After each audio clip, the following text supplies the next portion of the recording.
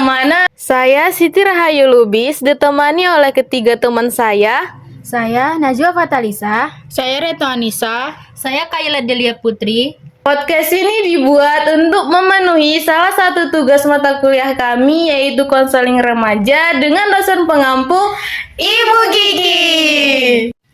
Podcast ini kami buat untuk membahas permasalahan terjadi pada remaja. Apa sih yang terbesit dalam pikiranmu ketika kamu mendengar kata remaja? Kalau menurut aku sih remaja itu waktunya senang-senang, bahagia, dan juga labil. Kalau menurut Najwa sendiri itu bagaimana? Kalau menurut aku sih masa remaja itu adalah masa-masa pubertas yang dimana remaja itu mencari jati dirinya sendiri. Oh, gitu. Kalau menurut aku, remaja itu merupakan individu yang sedang berada dalam masa persiapan menuju dewasa, ya kan? Oleh karenanya terjadi perkembangan secara cepat, baik itu fisiknya, psikologisnya, dan intelektualnya. Masa remaja juga bisa dibilang masa mereka berada pada rentang waktu yang paling banyak melakukan perubahan, baik itu secara fisik maupun proses, yang mungkin saja menimbulkan problem tertentu bagi si remaja apabila tidak disertai dengan upaya pemahaman diri dan pengendalian diri secara tepat. Bukan tidak mungkin dapat menjerumuskan pada berbagai tindakan kenakalan remaja. Oleh karena itu, topik kami kali ini akan membahas tentang kenakalan remaja. Di sini kami mengundang salah satu teman kami yang akan menjadi narasumber pada podcast ini dengan nama samaran Yanti. Hai Yanti. Halo Kak. Apa kabar? Alhamdulillah baik Kak. Apa sih kesibukan kamu belakangan ini? Akhir-akhir ini kesibukan aku sedang mempersiapkan PKL Kak. Oh, berarti sudah kelas 3 ya? Iya Kak, benar. Oke lah, kita kembali ke topik awal ya. Apa sih kenakalan remaja yang pernah Yanti lakukan? Kenakalan remaja yang pernah aku lakukan yang paling parah ya Kak. Iya, yang paling parah. Dugem, kenapa Yanti bisa melakukan dugem? Awal mulanya itu karena masalah keluarga Kak. Emang mama sama papa berantem karena apa? Papa itu sering bawa wanita lain ke rumah, sehingga kadang mama dan papa berantem hebat di rumah. Oh, itu yang membuat kamu ikut dugem? Sebenarnya bukan itu aja sih Kak. Oh, emang ada masalah apa lagi? Lebih parahnya lagi, kalau orang tua aku udah berantem, mama melampiasin semua amarahnya ke aku. Ngampiasinnya itu dalam bentuk apa? Dengan bentuk kekerasan, seperti mukul kepalaku, cakap-cakapi dengan kata-kata sumpah dan caci makian. Sumpahnya itu yang kayak mana? Yang paling parah, yang paling membekas di hati aku itu, aku nyesal lahirin kamu ke dunia. Parah juga ya. Terus Yanti bilang ya kan, ya mama bilang, aku nyesel lahirkan kamu. Terus bagaimana saat itu perasaan Yanti waktu mama bilang gitu? Karena mama yang ngucapin itu rasanya seperti hancur ya Kak. Setelahnya aku ngerasa gak ada yang bisa ngertiin aku di dunia ini. Sebenarnya bukan itu aja sih Kak yang bikin aku dugem. Ada lagi sebenarnya. Setelah mama ngucapin seperti itu kan aku ngerasa sendiri. Emang di sekolah ada laki-laki yang teman cowok yang bisa ngertiin aku. Teman laki-laki bagaimana nih? Teman laki-laki teman dekat atau semacam apa? Sebatas apa gitu? Teman laki-laki seperti teman curhat. Dia selalu dengerin masalah aku, maupun masalah keluarga atau masalah lainnya. Karena dia tahu masalah yang sering kuhadapi tersebut, dia ngusulin buat pergi ke dugem. Katanya sih kalau ke dugem itu bisa bikin pikiran tenang. Terus gimana setelah kamu ikut ke dugem itu, emang masalahmu berkurang gitu, kamu rasakan atau gimana? Gimana ya Kak, awalnya memang berkurang karena kami minum.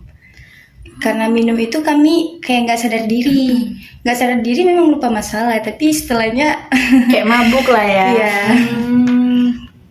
Terus orang tua tahu nggak Yanti ikut dugem, minum-minuman gitu? sepertinya nggak tahu sih Kak. Soalnya kan orang tua nggak ada yang peduli. Lagian kan papa sering ke klub malam juga kan Kak. Selain tadi kan Yanti bilang ada teman cowok yang ikut Yanti ikut dugem itu. Jadi selain dia ada lagi nggak kayak teman-teman lain yang tahu Yanti pernah ikut dugem gitu? Ada sih Kak satu kejadian yang buat Yanti dibully satu sekolah. Kejadian apa tuh? Jadi di malam dugem itu teman Yanti itu bikin story terus masukin ke media sosial, story dugem kami, kok Yanti kelihatan. Dan di situ kan kesebar videonya sampai ke teman-teman sekolah. Teman-teman sekolah kayak ngebully gitu. Orang itu nggak segan-segan kayak sindir-sindir di depan, gitu kan. Terus lama-lamaan guru juga tahu dan mama dipanggil ke guru BK.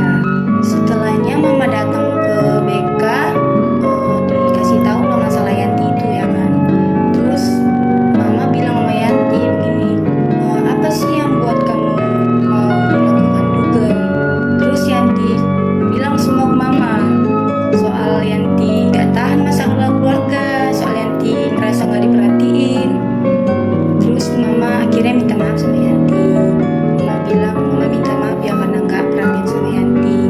Mama juga bilang jangan ikuti jejak papa. Setelahnya kan mama janji tuh kan gak ngelakuin hal-hal yang seperti itu lagi. Jadi kami baikan setelah itu.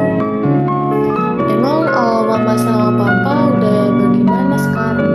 Alhamdulillahnya mama sama papa udah cerai sih kak. Mama juga sering melakukan perlakuan KDRT dari papa, makanya mama gak tahan. Terus gimana hubungannya sekarang sama laki-laki itu? Sempat pacaran sih kak. Sempat kan? Bilang sempat. Iya, dia ketahuan selingkuh. Kok bisa? Ceritanya kan Yanti udah terbiasa nih kan ke dugem. Karena udah terbiasa ke dugem, gak sama dia lagi, sama teman Yanti yang lain. Jadi pas kami pergi ke dugem tuh nengok dia sama cewek berduaan lagi ciuman. Ciuman. Terus gimana perasaan Yanti pada waktu itu? Ya perasaannya hancur lah kak. Karena kan selama ini Yanti ngira dia jadi pengganti sosok ayah gitu. Karena Iya, dia kan? yang ngertiin Yanti. Ya karena kan tadi udah bercerai gitu ya. Ya, dia yang selalu dengar cerita Yanti dibanding papa.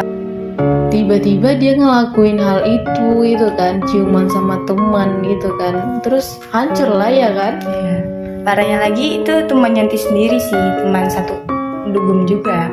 Oh, temen pula ya kan? Terus sekarang gimana? Oh, waktu itu juga diputuskan atau gimana? Waktu itu juga langsung putus. Langsung putus Iya. gitu ya. Setelah Yanti putus ya tadi, putus sama teman tadi. Terus sekarang Yanti ada lagi dekat dengan siapa sekarang atau gimana? Enggak sih kak, Yanti lebih milih fokus ke diri sendiri sama mama. Sekarang hubungan Yanti sama papa gimana? Yanti jarang hubungan sama papa. Telepon juga enggak. Pernah nggak sih terbesit dalam pikir Yanti gini, ada perasaan benci gitu ketika kan Yanti pasti lihat lah ya kan, pernah papa melakukan KDRT sama mama. Perasaan Yanti apa sih? Pernah benci gitu terhadap sosok seorang papa seperti itu tuh gimana? Sebenarnya bukan benci lagi. Sebenarnya Yanti udah trauma sama laki-laki karena melihat mama diperlakukan seperti itu. Yanti takut suatu saat nanti diperlakukan seperti itu juga. Terus itu juga yang membuat Yanti sekarang untuk tidak dekat dengan siapa lagi gitu. Iya betul kak. Jadi apa nih pesan Yanti untuk teman-teman di luar sana yang mungkin mengalami permasalahan seperti yang Yanti alami? Pesannya, sesulit dan separah apapun masalahmu, Jangan pernah menjadikannya alasanmu untuk jatuh, tapi jadikanlah motivasi untuk membuatmu bangkit. Mungkin itulah yang bisa kami sampaikan untuk podcast ini. Bahwasanya sesulit dan seberat apapun masalah yang kamu alami, janganlah kamu menjadikan masalahmu itu untuk membuat kamu menjadi down. Tapi jadikanlah masalah itu sebagai evaluasi untuk kamu untuk bisa menjadi pribadi yang lebih baik lagi. Sekian podcast dari kami.